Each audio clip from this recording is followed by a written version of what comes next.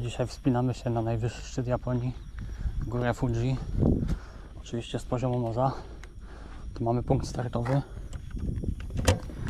Można sobie wziąć taki arkusz i wbić do niego pieczątki. Ja tego nie robię, bo jest za ciemno. Trasę zaczynamy w parku w mieście Fuji o godzinie 11:20. Odległość do pokonania to około 42 km. Przewyższenie 3800. Szacowany czas przemarszu od 12 do 15 godzin.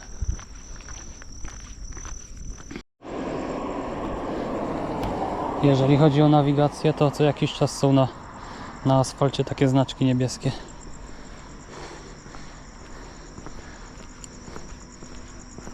Jeżeli chodzi o temperaturę, to jest 27 stopni, czyli tak o 7 za dużo. Trzeba jak najszybciej nabrać wysokości, to się trochę ochłodzi. Nie wyobrażam sobie iść tutaj za dnia. W dzień ma być ponad 30. Teraz przechodzę pod estakadą. Jako że właśnie minąłem tory kolejowe, to powiem, że przyjechałem tutaj Shinkansenem z Tokio. Czas podróży 1 godzina. Koszt lekko ponad 100 zł.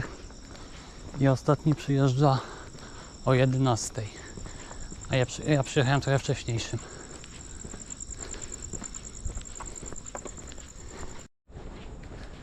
Teraz do góry po schodkach. Jeżeli chodzi o tą nawigację, to albo ja jestem ślepy, albo nie jest wystarczająco dużo tych znaczków na chodniku i muszę co chwilę na mapę patrzeć. Prawdopodobnie tego nie widać, ale po prawej jest japoński cmentarz. To chyba jakaś główna ulica, bo szeroka i dobrze doświetlona. Już zgubiłem właściwą trasę, ale myślę, że jak będę szedł na północ, to w końcu dojdę tam, gdzie trzeba. Tak jak dobry wojak Szwajk do czeskich Budziejowiec. A nie mówiłem? Jestem znowu na trasie. W Japonii światło mają taką klepsydrę. Jak dojdzie na dół, to się zmieni na zielone.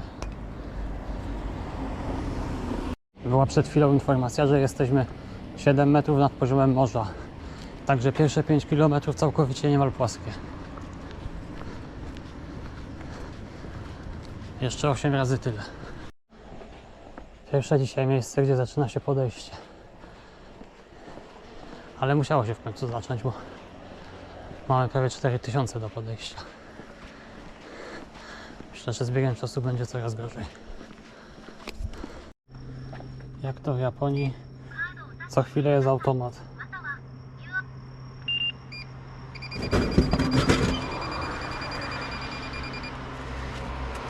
I jak to w Japonii, nie ma nigdzie koszy na śmieci. Tam Japończyk mnie wyprzedził. On chyba też idzie na Fuji. A w zasadzie to truchta. Robi się coraz ciemniej, po czym wnioskuję, że już jesteśmy na przedmieściach. Myślę, że jeszcze kilka kilometrów i będzie koniec Fuji. Jeżeli chodzi o nawigację, to od dłuższego już czasu jest cały czas prosto i cały czas lekko pod górę.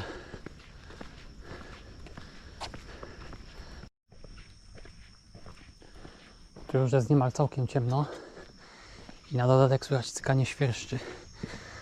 Także powoli robi się coraz bardziej dziko.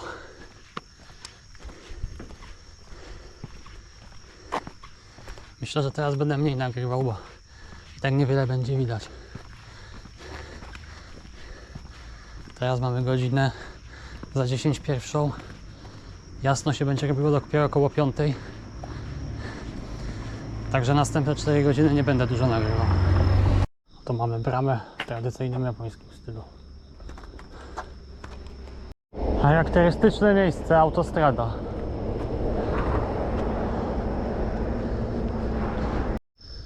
Straż pożarna i ambulans. Pierwsze 10 km za mną, czyli 1/4 trasy. Zajęło mi to 2 godziny i podszedłem około 200 metrów. Teraz chwila przerwy. Jeżeli chodzi o kupno wody na tych pierwszych 10 km, to było co najmniej kilkanaście automatów i sklepów całodobowych. Także nie trzeba wody brać w ogóle. Można kupować na bieżąco i mieć lżejszy plecak. Komban, czyli policja po japońsku. Widzicie tutaj takie dwa światełka i po lewej trzecie i czwarte to są prawdopodobnie schroniska na górze Fuji. Także po kilkunastu kilometrach się pokazała po raz pierwszy. Na 12 kilometrze zaczęły się takie tereny, powiedzmy, że wiejskie. Coraz więcej drzew i coraz mniej latarni ulicznych. Teraz wszedłem do jakiegoś lasu.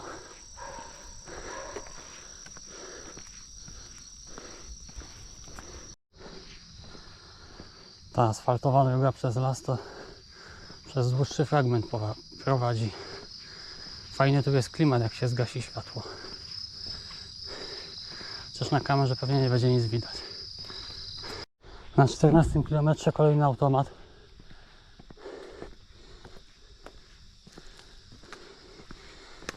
Muszę powiedzieć, że ten fragment przez las był jak na razie najładniejszy.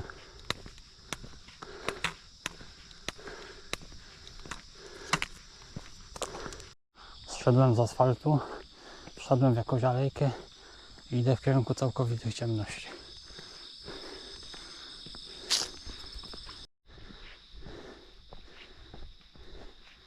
Takie drzewka tu mamy. Liściaste. Tu mamy skrzyżowanie 0469. Temperatura się już obniżyła do 22 stopni. Jest dużo przyjemniej niż na początku.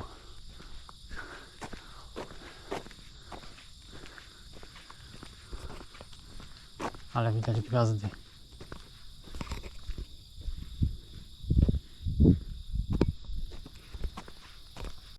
Znowu mamy fajny las.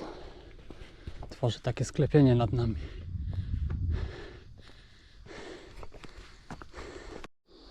To takie skrzyżowanie.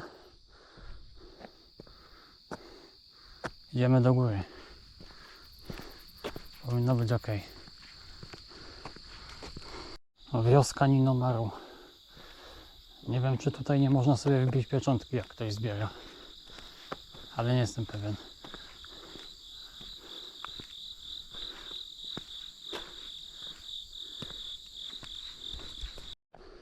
Tutaj aplikacja mapy.cyzy pokazuje mi taki skrót przez las. I chyba się jej posłucham i tędy pójdę.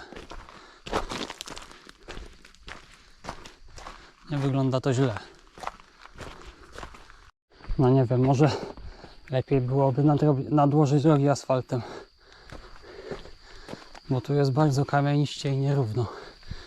Wygląda to jak dno wyschniętego strumienia. Właśnie wyszedłem z tego skrótu. Pół godziny mi to zajęło. Pierwsze 10 minut było fatalne. Reszta znośna. Pod koniec się trochę zgubiłem. Więc mimo wszystko następnym razem pójdę asfaltem. Znaczy się główną drogą.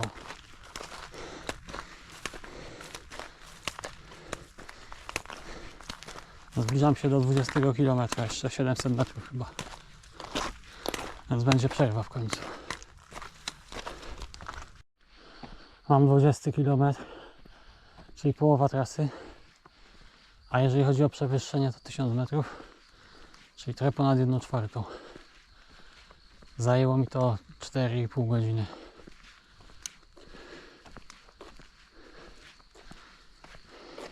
A za godzinę powinno być już, może nie jasno, ale nie powinno być już ciemno. No a teraz pora na przerwę. A zmierzamy do miejsca, gdzie Droga łączy się z drogą, którą jedzie autobus. Miasto Fujinomiya. Fujinomiya to jest szlak, którym będziemy wchodzić. A tu się kończy Fuji City. Rozumiem.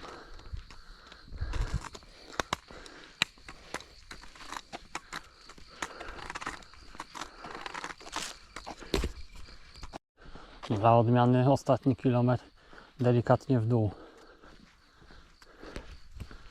Tu mapa znowu mi proponuje skrót, ale nauczony doświadczeniem pójdę dalej asfaltem i nadłożę trochę drogi. Znalazłem inny skrót, który wygląda bardziej przystępnie od tego poprzedniego i chyba się na niego skuszę. Tak 2-3 km oszczędzę w ten sposób.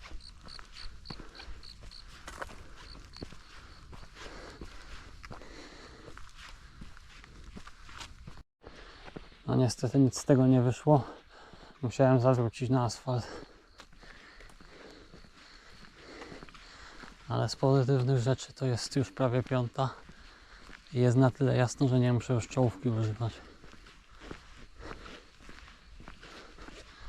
I myślę, że za niedługo w końcu zobaczę górę Fuji. Bo jestem w Japonii od 4 dni i jeszcze się nie ukazała.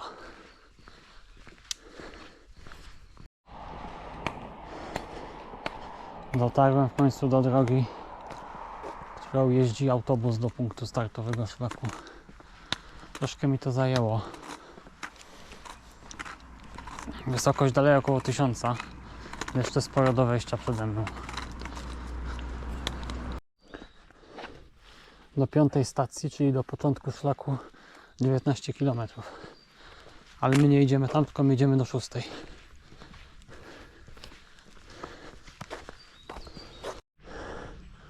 A kto to się pokazał?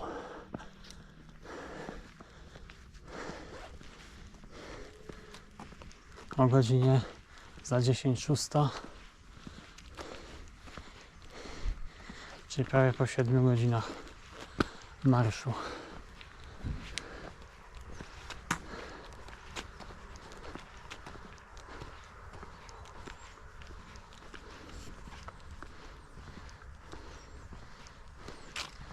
Widać tam nawet już te stacje. Tutaj jest mapka. Jesteśmy tu. I musimy podejść tu. Potem tym ciemnym szlakiem. Ciach. Ciach. I tu do 6. stacji. I na szczyt niebieskim. I potem tutaj powrót do 5. stacji. I autobusem na dół. Czy się uda? Zobaczymy. Minimum to muszę dojść do tej 6. stacji. Na liczniku 30 km.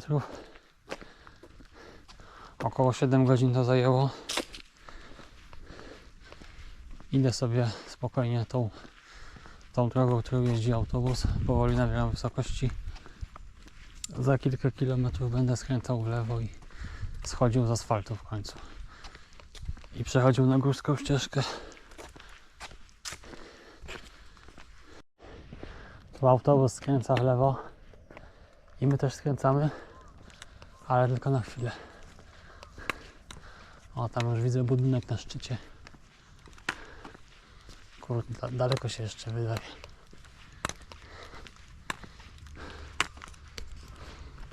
Tu się zaczyna ten szlak.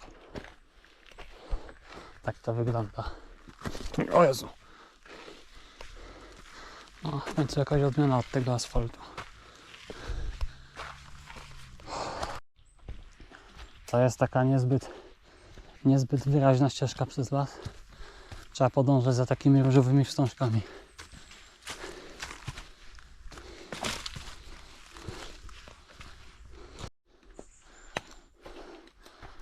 Tam był jelonek,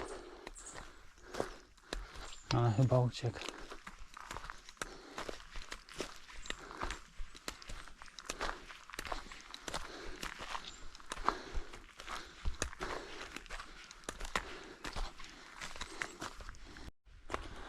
Idę sobie tym lasem niezbyt szybko. Jestem na wysokości 1650. Do 6 stacji pozostało jeszcze 1000 metrów przewyższenia.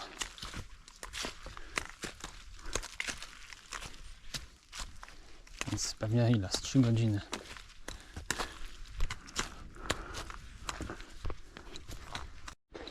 Jedna trzecia za mną.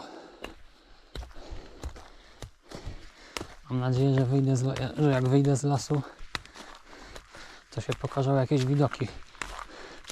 Bo jak na razie w kwestii widoków, to nie licząc Fuji, to bida z nędzą.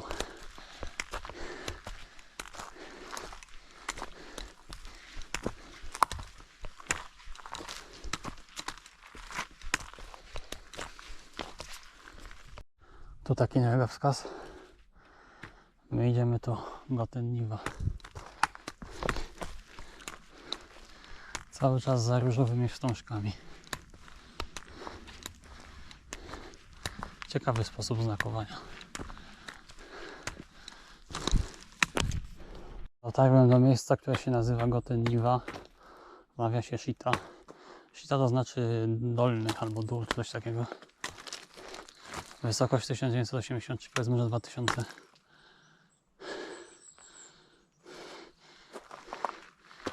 Według tej mapy tak jeszcze z 1,5 godziny do 6 stacji.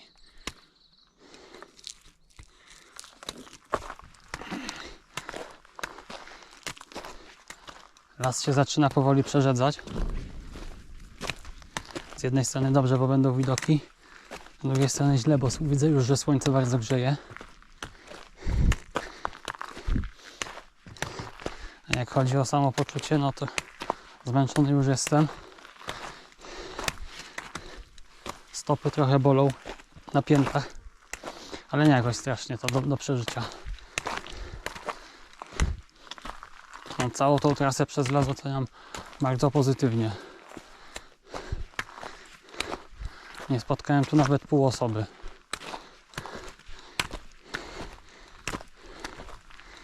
Czyli do 6 stacji jeszcze 650 do góry.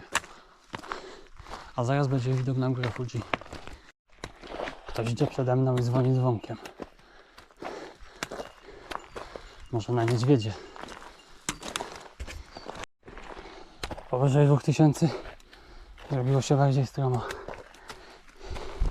A ja wyprzedziłem 2 Japończyków. Jednak ludzie tędy chodzą.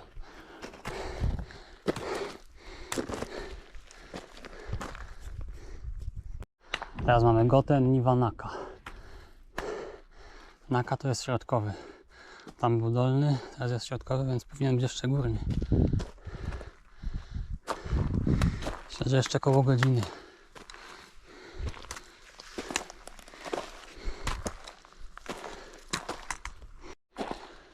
Wszedłem w taką warstwę, powiedzmy, że kosodrzewiny. I już ładnie widać samą Fuji.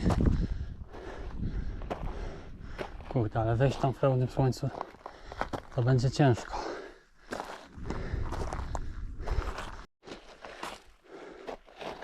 Tak to wygląda.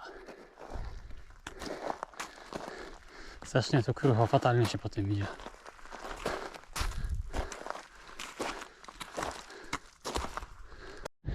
To żwirowisko tutaj to była największa dzisiaj mordęga. No, pierwsze dzisiaj widoczki. Ale niestety nie widać punktu startowego. No, chyba gdzieś tam.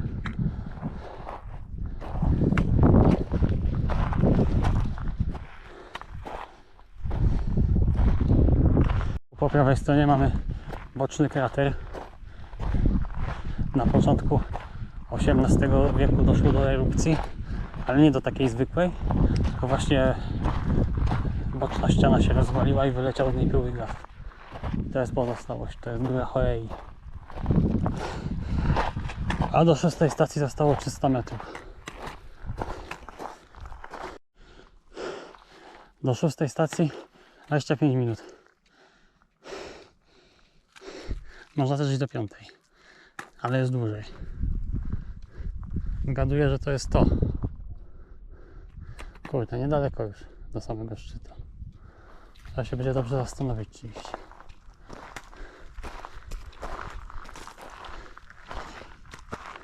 To co myślałem, że jest 6. stacją, to jest chyba 7, a 6 jest tu po lewej. Bogu niech będą dzięki. Ten fragment tutaj po tym żwirze to naprawdę koszmar. A tu mamy znowu ten boczny krater. A tam się sporo ludzi wspina. Może jeszcze nie jest za późno.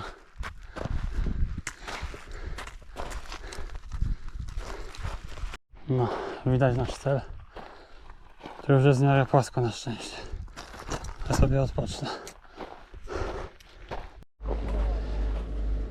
6. stacja. Wysokość około 2500. 37,5 km. 10 godzin łącznie. Czyli na szczyt zostało około 1200. Tu jest łazienka za czyste jemy. Okazało się, że ostatni autobus odjeżdża o 15, a nie tak jak myślałem o 18. Teraz jest 10. Także jedyne co mogę zrobić, to podejść przez 2 godziny najwyżej jak się da i potem wrócić. Zobaczymy, gdzie się uda wejść. Jak zwykle popełniłem błąd na etapie planowania.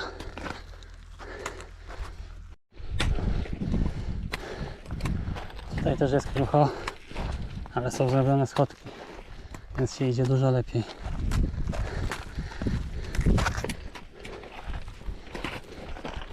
Nowa 7. stacja, 300 metrów. Tam. Z widokami dalej kiepsko. Chyba że tam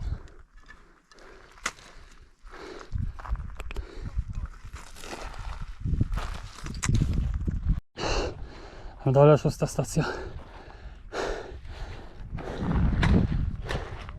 Już niedaleko. Nowa 7. stacja.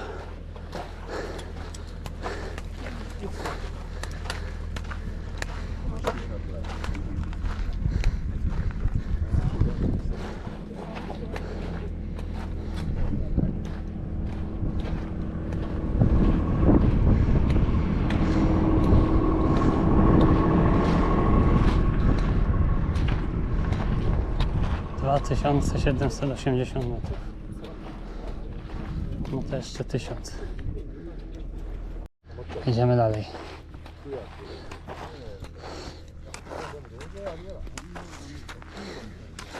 Chyba jednak pójdę na szczyt.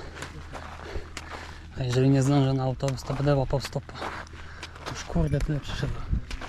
Ależ tu jest widok. A pierdziele.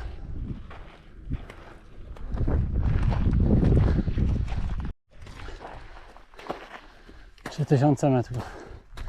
Tak wysoko jeszcze nie byłem.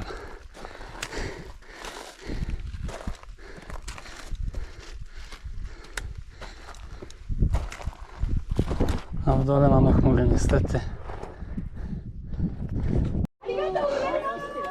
Stara 7. stacja 3010.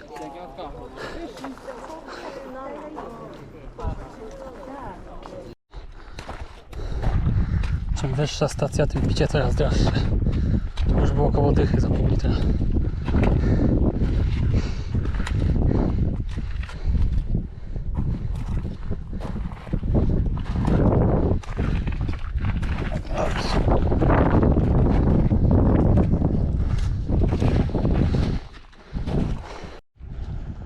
W dole stara 7. stacja, a idziemy tam. Logika podpowiada, że do stacji 8.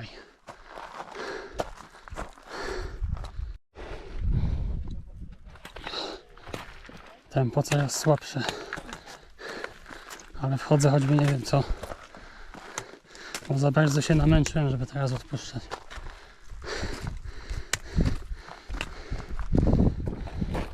A tu podchodzi tylu ludzi, że na pewno ktoś się zlituje i mnie podwiezie.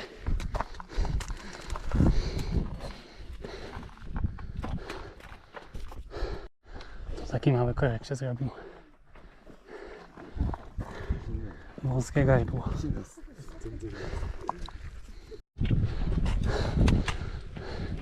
Z 7 do 8 stacji bardzo stromo i bardzo wąsko. Ale już bliziutko.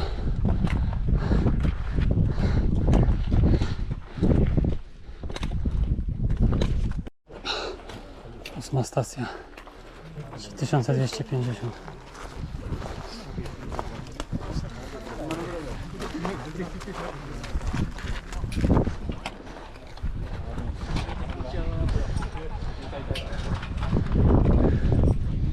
Pozostało 500 metrów.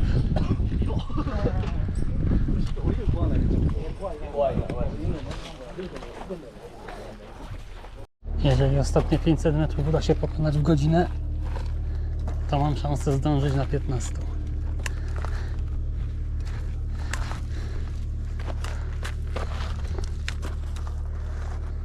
O, ładne chmurki. Tu fajny widoczek.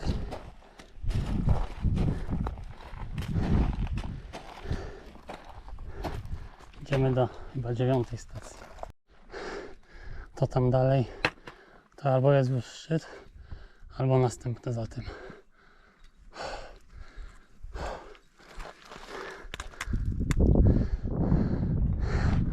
Te chmury by mogły sobie pójść.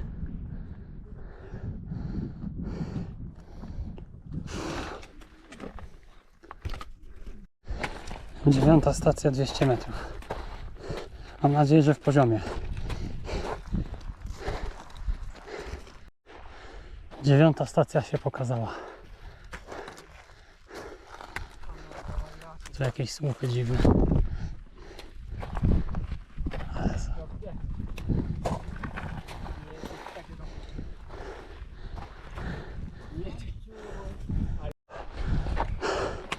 Te słupy są na monety. W Polsce by zajazd rozkradli. O, tam jakaś ciężarówka jedzie.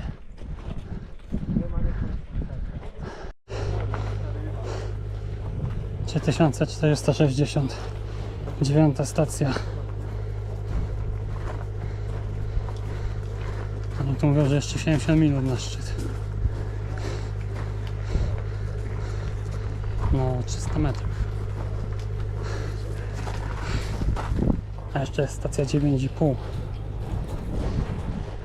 O Jezu.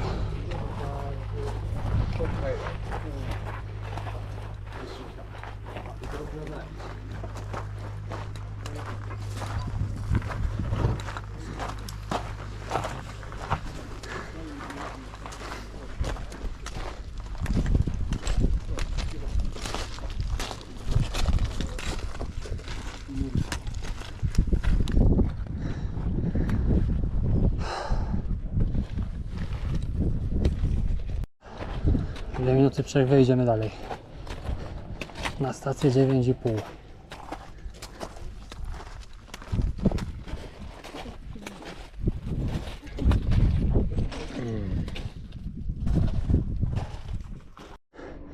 Tu mamy takie głazowiska.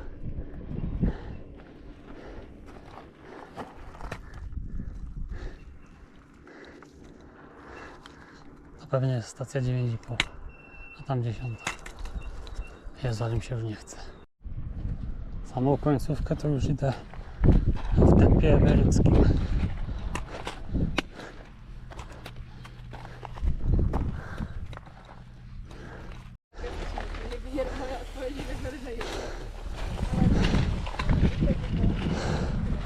Stacja 9,5, wysokość 1600, więc zostało jeszcze 170-180.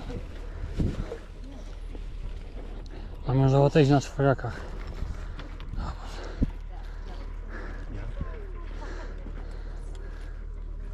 Ciekawe, czy z drugiej strony będzie jakiś lepszy widok.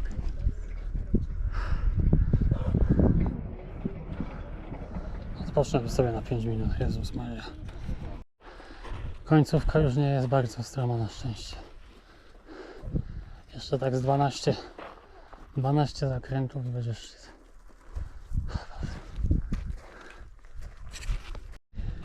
Pozostało 200 metrów.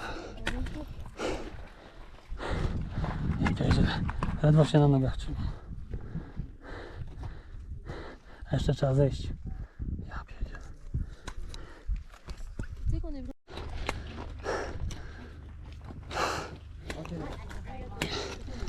Na ostatnich metrach mamy taką ramę białą.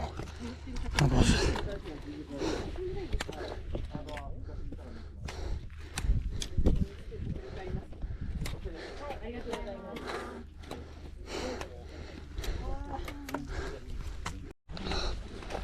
Jest 10. stacja.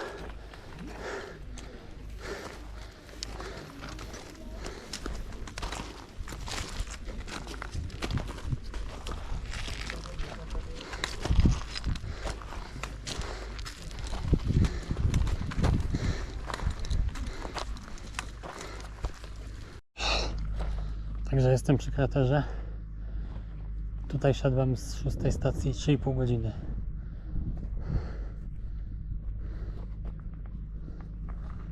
Jeszcze muszę iść tam na najwyższy punkt. Ale mi się nie chce, ja pierdzielę.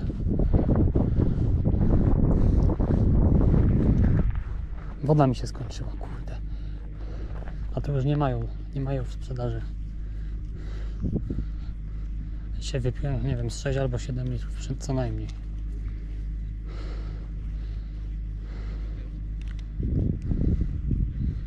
Muszę znaleźć kogoś, kto ma dużo wody i od niego kupić.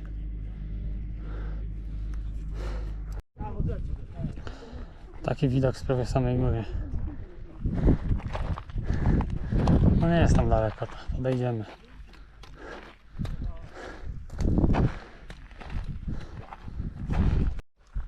Inne ujęcie na krater. Udało się załatwić sobie wody od gościa, którego wcześniej spotkałem. Teraz kolejka do zdjęcia na szczycie. Dobrze, by sobie odpocznę.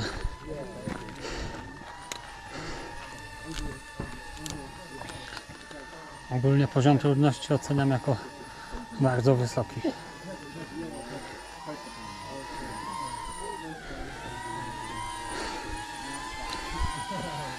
A przeszedłem około 41 km łącznie.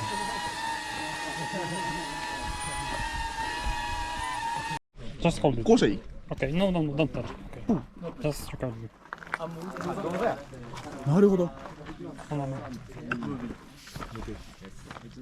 GoPro 持ってってよかったな。時間かかんかって。これで GoPro で写真で切り取っていくってことまあ写真も撮れる。専用のやつなの。GoPro は SD ささない。同じくんだよ。だからいいんです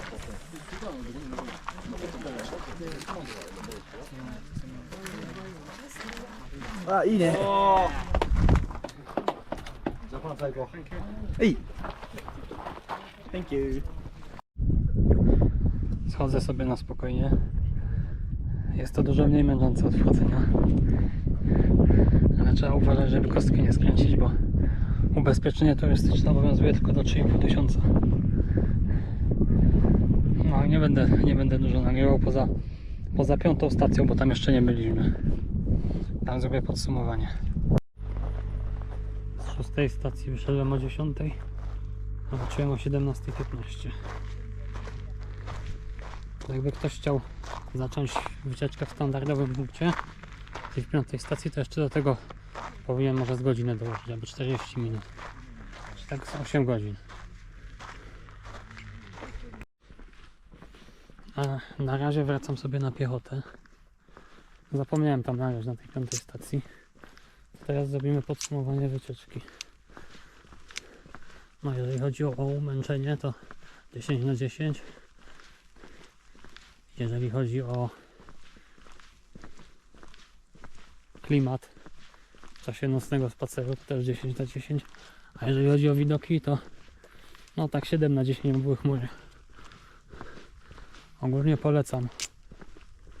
Ale komuś, kto w Tatrach potrafi podejść 3000, to myślę, że sobie taka osoba bez problemu poradzi. Mi było bardzo ciężko. To było na granicy mojej możliwości. No to na razie tyle kończę.